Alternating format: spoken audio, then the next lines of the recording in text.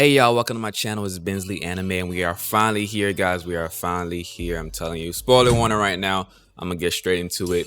Gear 5 is here, folks. Gear 5 is here, and this whole time, bro, we were fooled, we were hoodwinked, we were led astray, we were bamboozled. Luffy does not have the Gumma Gumma no Mi.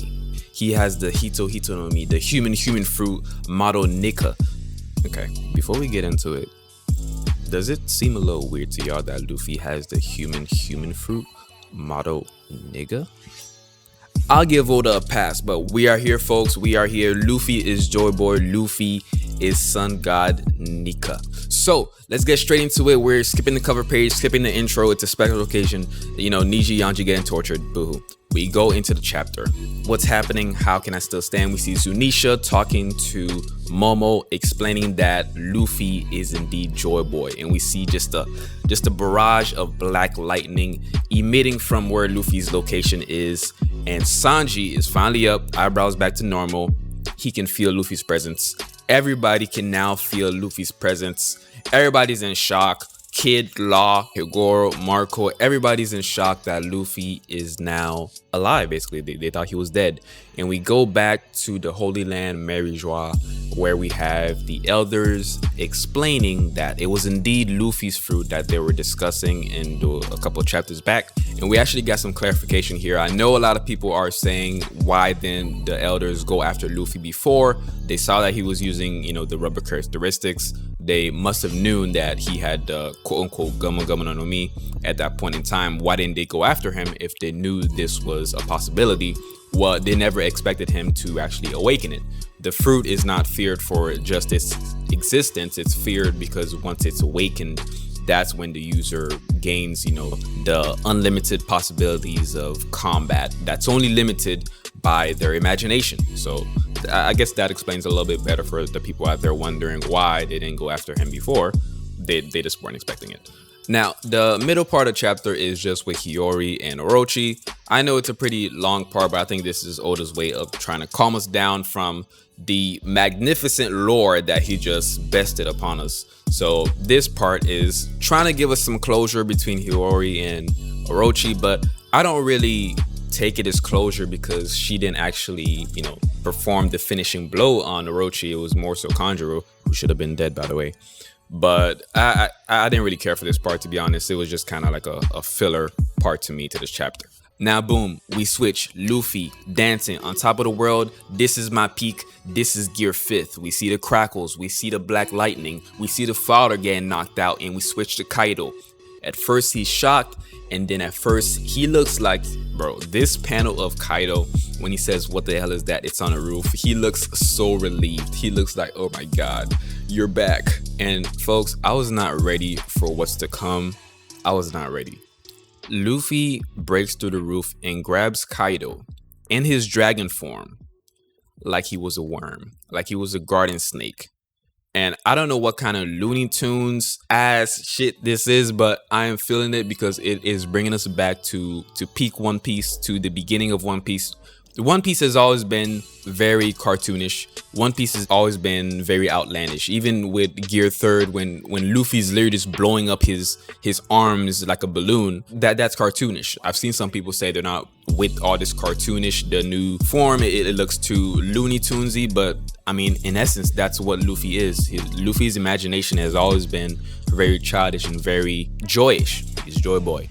So I thoroughly enjoyed this part of the chapter. This whole sequence to me with the whole him slamming Kaido back and forth like he was the fucking Hulk from the first Avengers movie. I just thoroughly enjoyed it. He's just having fun. There's just a vibe that you can feel it through the chapter while you were reading. And you can tell that he's just having a blast. Now, folks, let's rewind here. This is an awakening. And Luffy is now turning his environment to rubber. Kaido sends a blast breath at Luffy, and Luffy turns the ground to rubber, lifts it up, and bounces it back at Kaido. What the fuck am I reading, bro? What is this power? When the others were saying that the only limits to this is your imagination, can you imagine the new attacks that Luffy's going to just create now that he can use his environments to his advantage? I mean, just think about it. I literally see no limit besides possibly stamina, because this is still an awakening, like with Kid and Law allegedly having a time limit for when, you know, how long they can use their awakenings. I see the same thing with Luffy as well. He's probably gonna have some sort of time limit, just like with Gear 4th, for a certain amount of time that he can use this before it runs out and he goes back to base. Now, one question I do have is, in the last panel, after Kaido is saying sorry about that guy from before, I didn't want to win like that, and Luffy's saying don't sweat it, now let's finish this, we get a clear view of his face in this new form. And I know a lot of people are talking about his eyebrows, how his eyebrows look like Kaido's and Hyogoro's, but I'm focused on his eyes. If you look at his eyes and how his eyes are drawn, I guess it doesn't even matter what color they are at this point. They're eerily similar to a few characters that we know. I'm talking about the Mihawks of the world, to the Cavendishes, to the Zunishas, to the Imusamas.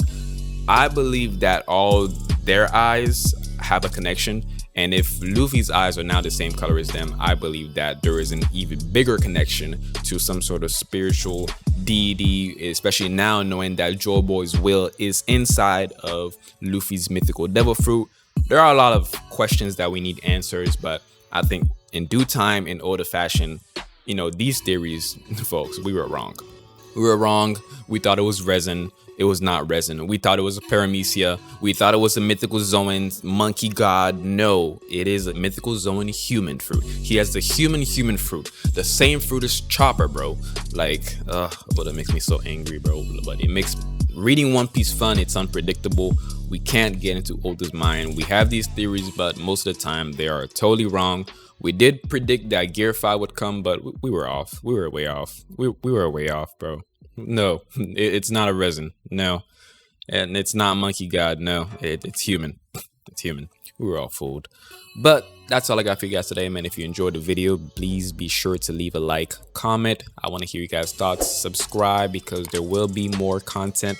There will be a video also coming out tomorrow as well. We have a lot of topics to talk about. We have Sun God Nika, we have Joy Boy, we have Luffy's new abilities. We can predict what attacks he might have. There's a lot of content, folks. Please be sure to subscribe so you can stick around for it. I love your discussions. I love to hear you guys' thoughts. And with that being said, peace.